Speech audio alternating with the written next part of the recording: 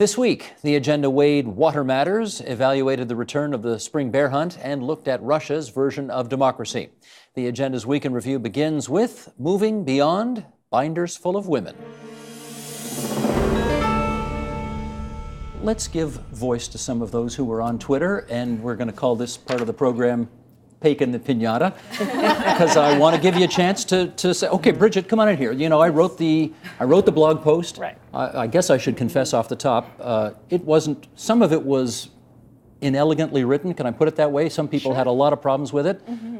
What should I have said better that I didn't say in the piece? One thing I really think you should not have said was equating some of these issues and differences between male and female responses to DNA. Mm-hmm. So whether that was just kind of a, maybe an ill-timed joke, or whether you actually believe there is something to that, I had to pause as soon as I got to that statement. And to me, the only thing that screamed out was, this is like a basis for scientific sexism in a way. And to me, that comment was extremely reductive in terms of the overall discussion, and very defeatist, and to me untrue. So that was something that I really had a problem with, because I thought that if we're looking at biology, then what's the point of having the rest of the conversation? We'll just chalk it up to, those women, science says this, and there's nothing we can do about it. So I really think that the biology aspect could have been left out, and there needed to be more of a respect and reference to some of the societal impacts. Okay, hold on. Let's take these things one at a time if we can. Okay, sure. Because the DNA reference was a reference to, I think, something you just mentioned, which was men either feel a need or have no hesitation bloviating from the mountaintops about what they feel, whereas women don't feel a need to be in that line. That's what I meant. It's Is not that biology, not what I said? though. It's not DNA. What is it? That's a socially constructed, reinforced notion. If a woman speaks and she's shot down, she learns very quickly, as Charlotte Whitten famously said, I have to be twice as good in order to be thought half as effective, so I need to be twice as good. So it's not about, it's in our DNA not to comment. It's that, there are lots of social reasons that preclude against us wanting to be in the public eye. Anybody following up? Laura? Everything you described was a male response, is how I respond to media appearances. And everything you suggested as a woman's response is not the response that women I know who are experts in their fields and intelligent and leaders in their communities, when they get a call about doing a show like this, that's a quality program, that has a good reputation, a talented host, they would say to themselves, there's a value proposition to appear, bad hair notwithstanding, I'm going to do the agenda. So the thought that we would somehow be so superficial, or in fact so incapable of prioritizing our lives to do the program because we're insecure that we might be seen to be not intelligent or this or that, does not apply to the women in my world, Steve. And I take issue with not just the tone, which came across as condescending, and some of the examples, which I thought were sexist, but the premise that your show, with your reputation, cannot get the female guest, despite all your efforts. I know of a program that you did in my town, featuring my city. You had on my male friends. All of us are civic leaders. None of the women I know who could have been on that panel got a phone call. And this is Hamilton. I love the guys you had on. They're good friends of mine. We sit around the same tables in Hamilton. Did I get a call? No. Did other city leaders who are women? No. So I think there's more networks that the agenda can have. I think there's more reach, and hopefully this show and Twitter will facilitate that. But I had a lot of problems with it. And, if this is a DNA argument, then I must be the wrong gender, because it didn't apply to me, Steve, in any way. I hope, I'm not sure now, but I hope I put it out there as I'm wondering if it's a DNA thing, as opposed to saying it's a. I don't think I would have said it. It sounded more like it was a declarative. It sounded like you were saying, if there's one thing we've noticed, there's a DNA thing. Men would never say this, men would never say that. And can I just touch on, and I'm sure we all want to dive on this, at least I do. I have a 3-year-old daughter who is with her Nona, so I can be here. I try to work my schedule around media opportunities because I think it's incredibly important to have my voice out there as part of the Canadian conversation. So I structure my business and my life that way. But if I could not get childcare, it would not be an excuse, Steve. It would be a reality of a very busy, difficult life. I got to tell you something, Laura. From Sandra Jonas and a number of the female producers on the agenda, they all came at me and they said that was a bad word to use. It was. So a learning moment for me, to be sure. Kelly, you wanted to say. Well, I was thinking basically when I read the piece that I was gobsmacked. that this basically came out of your mouth and Fingertips, that you and actually. your fingertips, and that you actually put it out there. And part of it was that you gave the excuses, as you put it, but never kind of put that extra paragraph saying, well, why are those excuses being offered? Do women actually have more responsibility for childcare? We know that statistically they do. I was called to be on this show. I didn't have a childcare issue, but I actually had an elder care issue. So I had to switch an appointment for myself and my mother that I was able to easily switch so that I could be on the show. But if it had been a serious doctor's appointment that took me 4 months to make, there would have been no way that I could appear on this show. So those are things that women are facing and are just happen to be part of their responsibility. But speak to this. If we try to book a male guest, the male guest never says, now maybe it's the case, but the male guest never says it, I got to take care of my kids, I can't come do the program. He just says, I'm not available. So, Or I'm at a meeting, or I have to travel, or maybe something else. Yeah, he just says, I'm not available. Or his wife is available to take care of the children. well, that was my So- point. He'll try and get his wife to cover off, if he's married with kids, whereas I can't recall trying to book a female guest and having the female guest say, I'm going to see if I can get my husband to cover off. They just say, well, I'm on duty and I can't do it.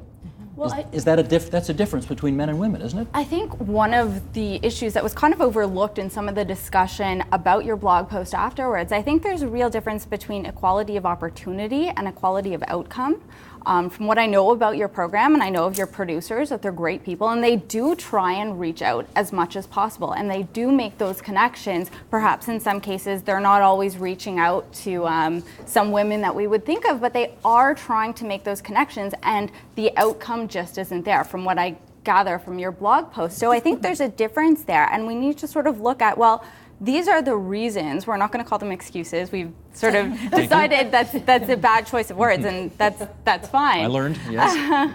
But I mean, we need to talk about, well, how do we change those sorts of things? And I speaking personally, I know my colleagues, the immediate colleagues that I work with, are all men, and many of them have young children, which I don't.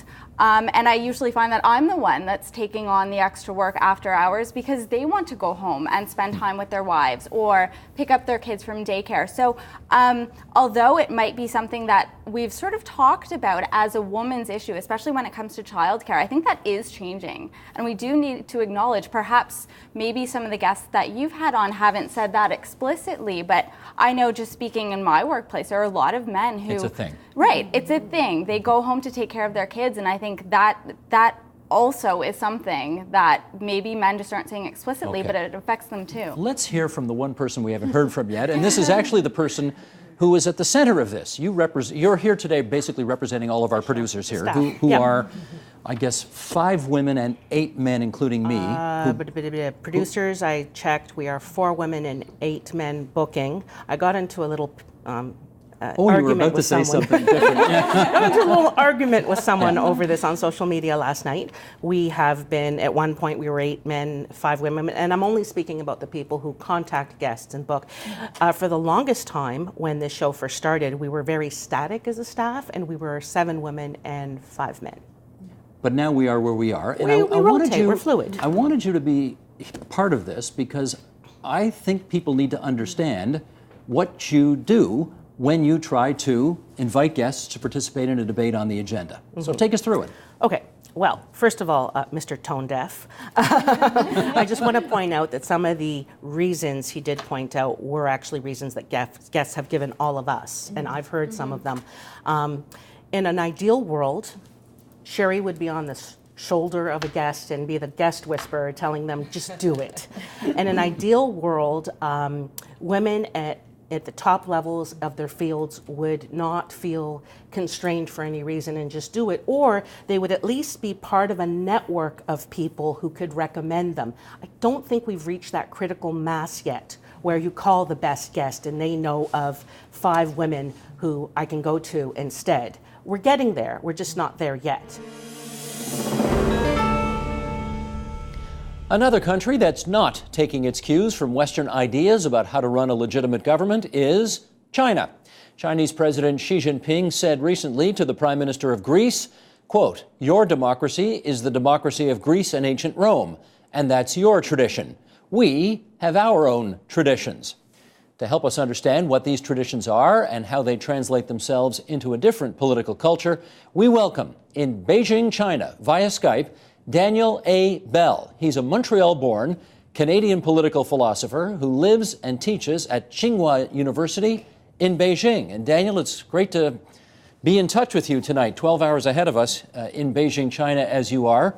Let me just start with that line from Mr. Xi's where he said, "We have our own traditions." What do you think he means by that? Well, they have a long tradition of selecting and promoting their own leaders. And basically, we could describe it as political meritocracy, whereby the idea is that if it's a large country, the way to choose the top-level leaders is we want them to be competent and virtuous. And then how do we measure that? Well, there's been a long debate in Chinese history, but basically, the method, which was the case in imperial history, and it's being revived now the past 2 or 3 decades, is first you have examinations to choose leaders, and then you have, based on performance at lower levels of government, and you select and promote leaders, and then it's a very rigorous process until a point where they become top leaders, and it's 2 or 3 decades later. They have lots of experience. I mean, all the leaders on the Standing Committee Politburo now have managed equivalent of countries the size of Canada before they were appointed to the Standing Committee of the Politburo. All right, that's their tradition. Obviously, we in the West have a different tradition. We've had examples, for example, Brian Mulroney was Prime Minister of Canada, having almost no electoral experience at all. Pretty much the same for Stephen Harper, the current Prime Minister, almost no electoral experience before he got the job. You've looked at them both? You got an opinion on which system's better? I really think it depends on the political culture as well as the size of the country. I mean, if there's a country with no political culture, political meritocracy, then the alternative to democracy is military dictatorship. But if the country has a long history of political meritocracy, it's much easier to institutionalize. As well as in a large country, there's no one-size-fits-all solution for selecting and promoting leaders. At the lower levels of government, it makes much more sense to have a democratic method whereby the people know the character of the leaders they choose, the issues are not so complicated, if you make a mistake, it's not the end of the world, and the leaders are expected to have more direct contact with the people. But at higher levels of government, in a large country of 1.3 billion people, at that point, there shouldn't be the same method of choosing leaders as is used for choosing lower-level leaders, and that's where political meritocracy becomes much more important. So again, in Canada, it's much smaller than China, obviously, at least in terms of population. So the idea that there's one size-fits-all solution for choosing leaders might be appropriate in Canada, but it's definitely not appropriate in China. Given the rigorous process that you described that China goes through before it settles upon an ultimate leader, can you tell us what they must have thought when the United States picked Barack Obama, a man with a whopping, what was it? Did he have a year and a half's experience in the Senate by the time he decided to run for president? What must they have thought of that? Well, again, obviously Obama is very brilliant and capable leader, but because he had lack of experience, he made all these beginner's mistakes, which even his supporters acknowledge, which probably wouldn't be the case in China. Another thing in China is that there's collective leadership. So even if there's one leader who isn't as capable or as experienced as the others, his views would be checked by the others. So in that sense, there's a clear difference. I want to play a clip for you now from a professor of international relations at Fudan University. His name is Zhang Weiwei, and he's going to weigh in on this, and then we'll come back and chat. Roll tape, please. To be frank, the China model is more about leadership, while the liberal democracy model seems more about showmanship. China is now capable of planning for the next generation, while the other model planning for next election or next 100 days. China's meritocracy system indeed challenges this stereotypical dichotomy of democracy versus autocracy.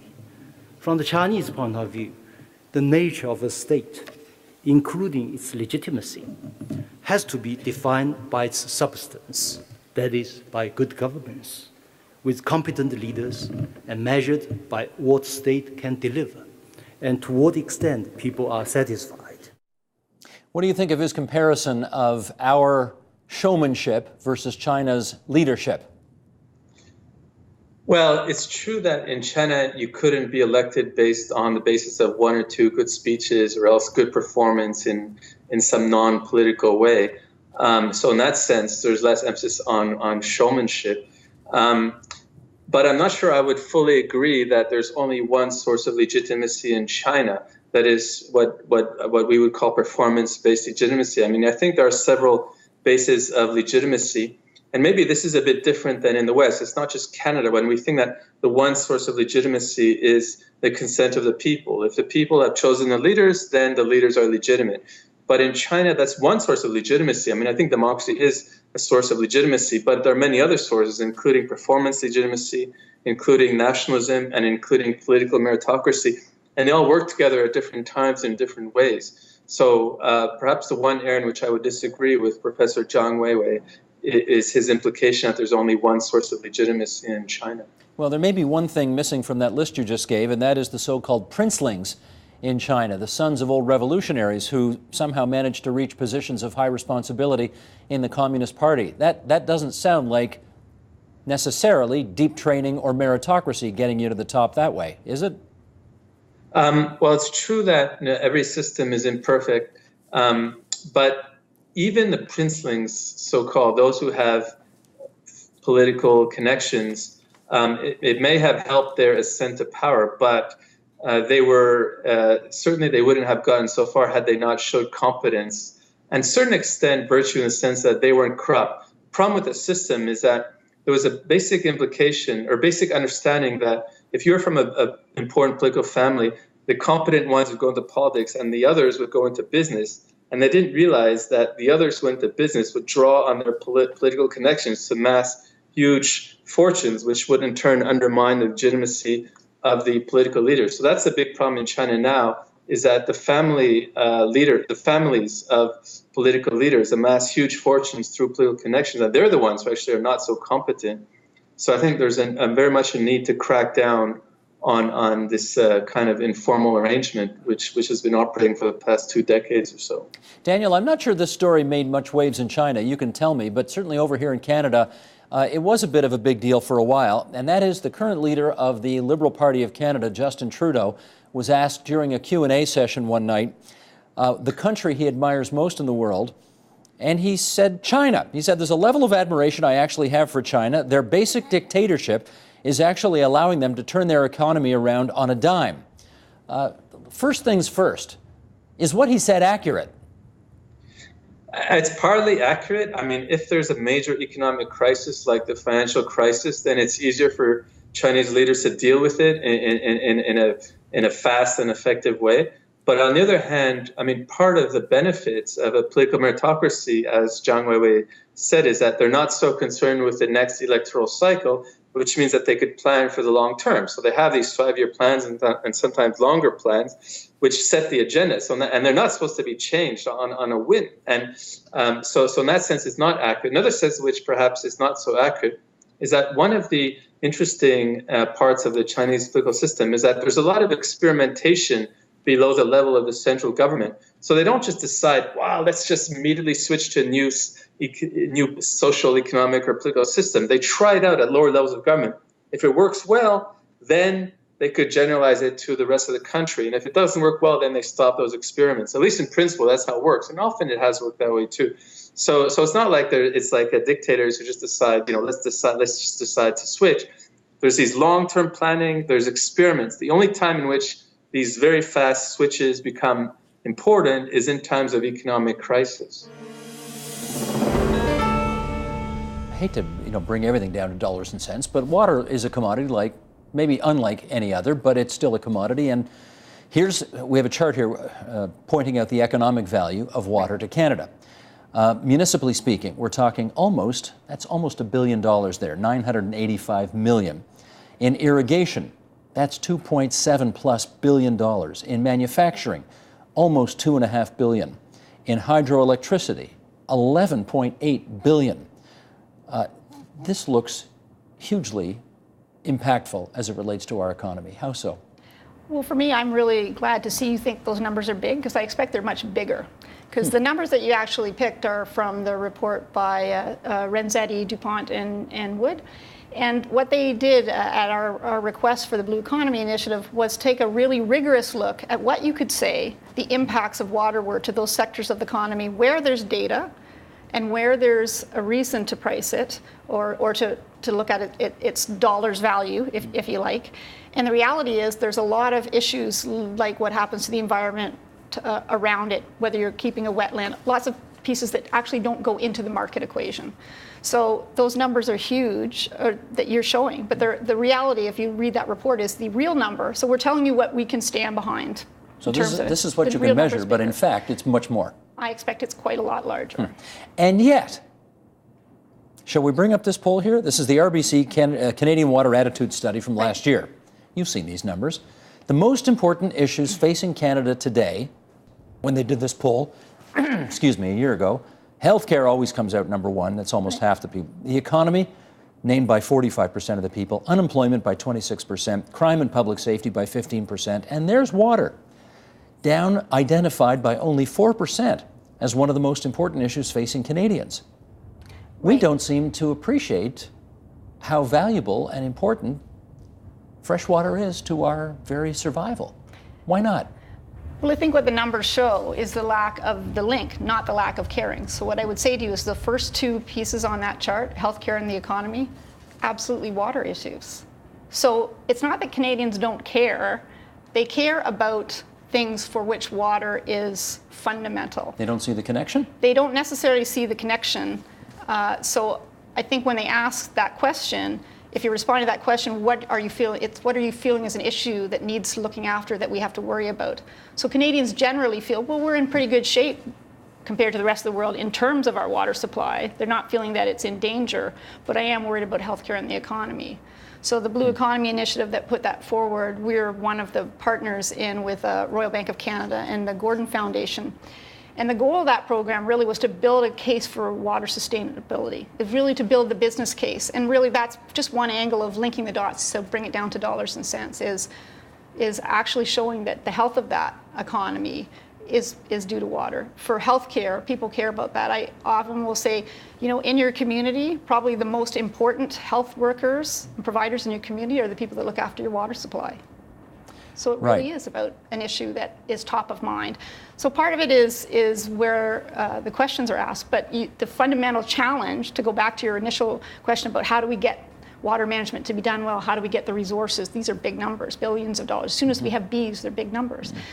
Is that difference, knowing what's important, but not necessarily seeing the link between the water and its good management and being successful. You can't run a business of any kind of industry sector in Canada without water. Sure. There's no substitute. And yet, do you think we as Canadians, we as consumers, understand what goes into turning on the tap and having fresh, potable, drinkable water coming out of that tap? No, I think you've hit it right on the head. It's the lack of that connection, not the lack of being worried about it or caring, but the lack of that connection.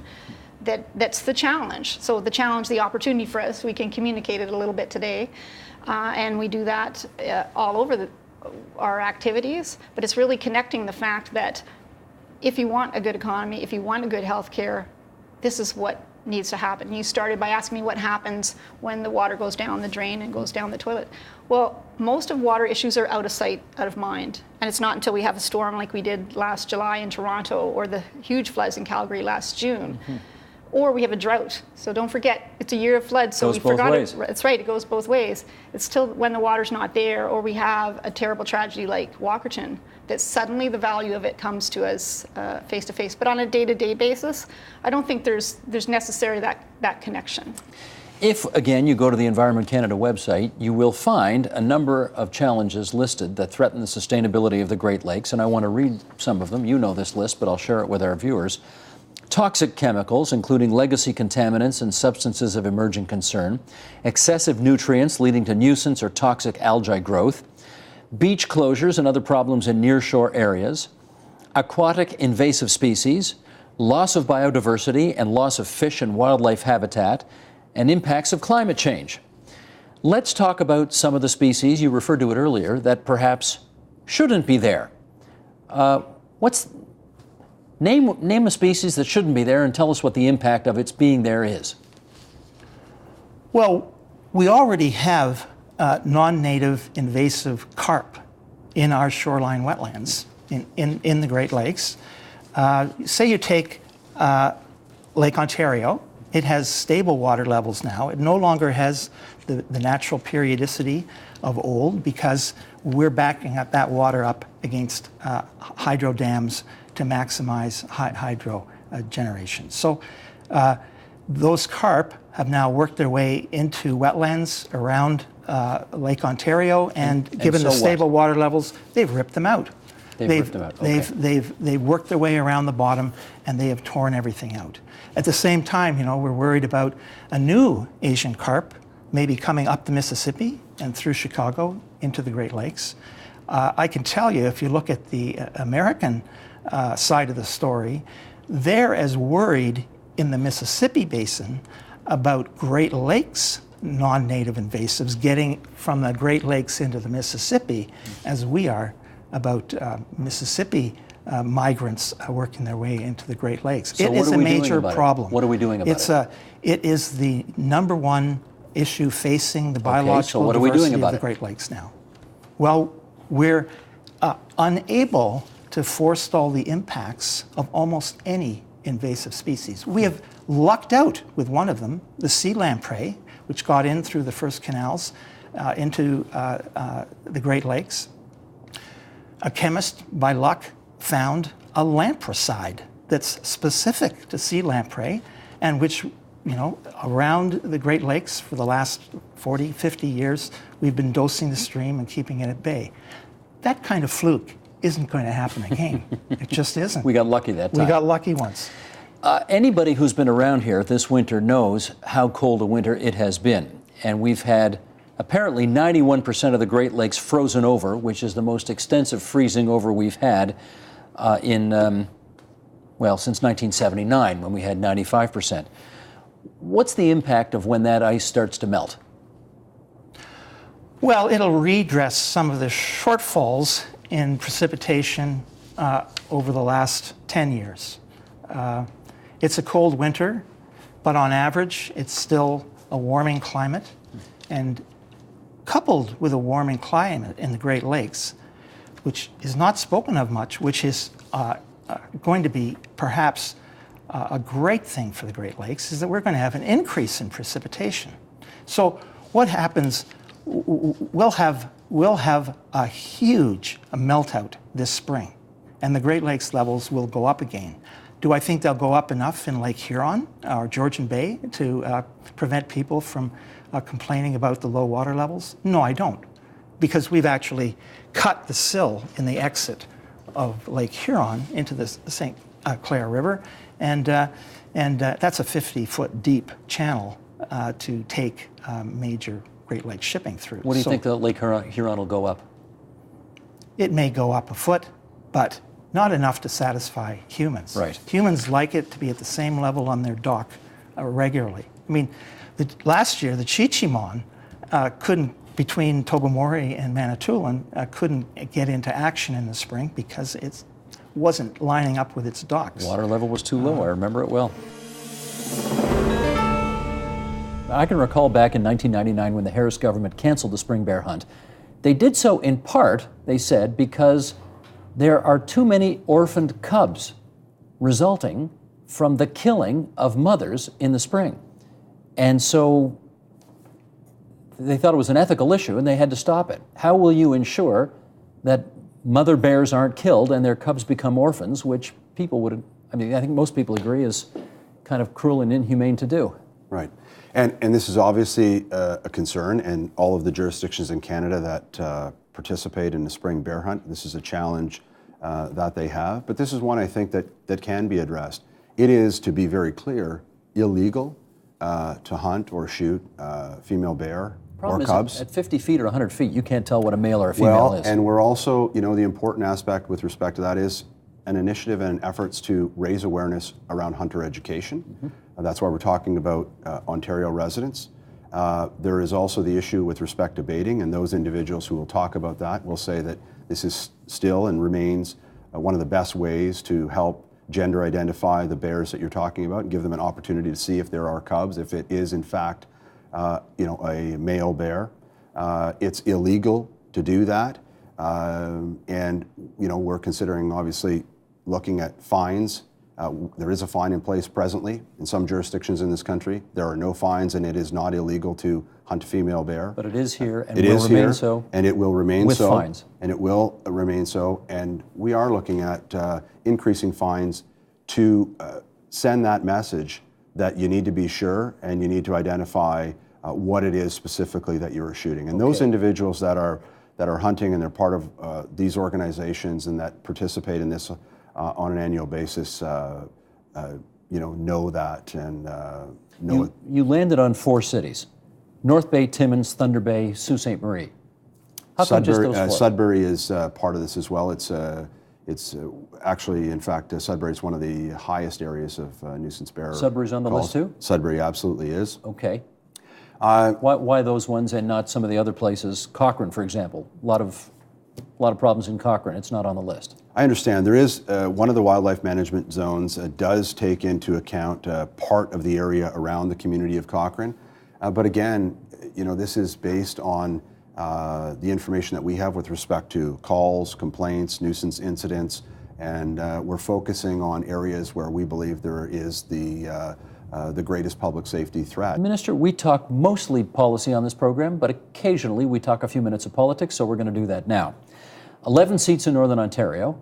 NDP's got most of them. You guys have got some of them. Yours obviously is one of them. How much did politics and the reality of a potential spring election play in the urgency with which you have had to make this decision? 0. To be clear, this is a position that I believed needed to be implemented for quite some time. I have been in this position for a little more than a year, and so developing a proposal that would stand the test of moving forward, I think certainly has taken some time. So, from my perspective, this is something I see as a very real public safety threat.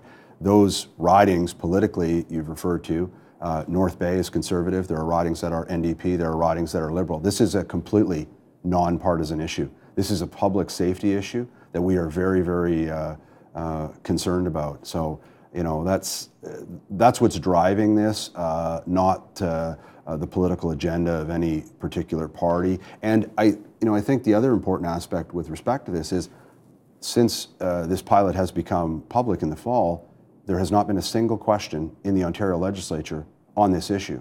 And what that says to me is perhaps not that every single member is enthusiastically endorsing it, but there is an understanding that for those individuals who represent communities where this is a very real public safety threat, that there is some understanding that after spending $34.5 million more than any other jurisdiction in North America to make people bear wise and to mitigate that human-bear conflict, that there needs to be additional steps taken. Do we want to shoot more bears to reduce the population of bears and therefore have fewer, is that the theory? Shoot more, there will be fewer, we will have fewer bear-human contacts, therefore everybody's safer. I think it's a little bit more complicated than that, and you can hear by the discussion here that this is not an exact science, yet we've made decisions that are affecting people's lives at the end of the day. And this is where we take issue, especially leaders in the region who watch this on a daily basis. We have people's lives at stake here, so we need to have better data and better information as part of the problem that needs to be introduced in it. Bears' lives at stake too. Well, of course, and that's my point. My point is there's a balance between the species and ourselves and Northern Ontarians who occupy one person per square kilometer, which is basically as much part of the ecosystem as the other species that are in it. So if we don't have the data, then there needs to be a program to collect the data properly. And I'll suggest to you, Steve, in the group very politely, this is more of a behavioral issue than it is a population issue. And if in fact, and I'll just throw a provocative question out there, if in fact the bear population hasn't gone up, and I don't necessarily agree with that, then what does that say about the argument that this was all about saving cubs and increasing the population through saving cubs? Obviously, the cubs aren't being saved and the population is not going up if that's the argument. And I keep coming back to the fact that we can go in circles on this all day long. Bottom line is, We have bears in the streets in our communities, small communities. 90% of them in Northern Ontario are 3,000 people or less. So it's not Sudbury, it's not North Bay, it's not Sault Ste. Marie. You don't have bears downtown Sudbury and North Bay and Sault Ste. Marie. You have them downtown in these municipalities. Mothers, children, people, families are being threatened. They're in their home with bears going in their home because that behavior is changing. They're getting braver. The male bears that were targeted in the hunt, Steve, are now becoming more populated, and they're coming back every year, having not experienced pushback and getting braver, and they end up becoming the bullies in the forest and seeking people for food because they're hungry. Let me go to the other side, which is, we did speak in the interview with the minister about this notion of mother bears being killed and their cubs therefore going orphaned in the spring. How big a problem is that? Cubs being orphaned without the hunt? Not a big problem. There's been a lot of misinformation spread around. Male bears do not commonly prey on cubs. It does happen, but as Dr. Lynn Rogers told me over the phone, he said it's very, very rare. It's convenient to spread that information around. There's been population estimates spread around, just pulled out of the air, of 150,000. We now know that the population has been relatively static. But biologically, it has to be relatively static because in 15 years, the population could not have exploded because bears are the second slowest reproducing animal in North America next to the muskox. So let's talk about bear behavior as Peter suggested. Bears that are used to people, human activity in towns and cities, and I remember walking down the main streets of Huntsville, so they do come into town sometimes, small towns. They've never been known to attack anybody. Bears in houses, which I've addressed directly, have never been known to hurt anybody. They might have run through somebody, knocked somebody over trying to get out of the house. These bears don't hurt anybody, so we're not making those bears dangerous, but another provocative question, if we're shooting at them, chasing them with dogs and injuring them, maybe we're making those bears potentially more dangerous. Poor innocent hiker that's hiking down a trail with their dog. How can we say the largest animal on the food chain doesn't hurt people? It's not that bears go out and intentionally try to hurt people. It's instinctive. They're the largest animal in the food chain. They're starving, and they're looking for food. Peter, that's a falsehood. Well, that's not a falsehood. They'll talk to a guy named Joe Azagar in Cochrane who had his head in the bear's mouth, who can describe to you what the throat of the bear looks like and still hear the teeth grinding on his skull. That's hyperbole. Talk to people like that. Okay, that's not hyperbole. That's reality, Mike. Okay, one more stat then, and this is verifiable as well. The 15 years since the bear hunt was canceled versus the 15 years before the bear hunt was canceled, there was more people injured by bears or killed the 15 years prior than the 15 years since. How do you know that? We don't have the data to support that, Mike.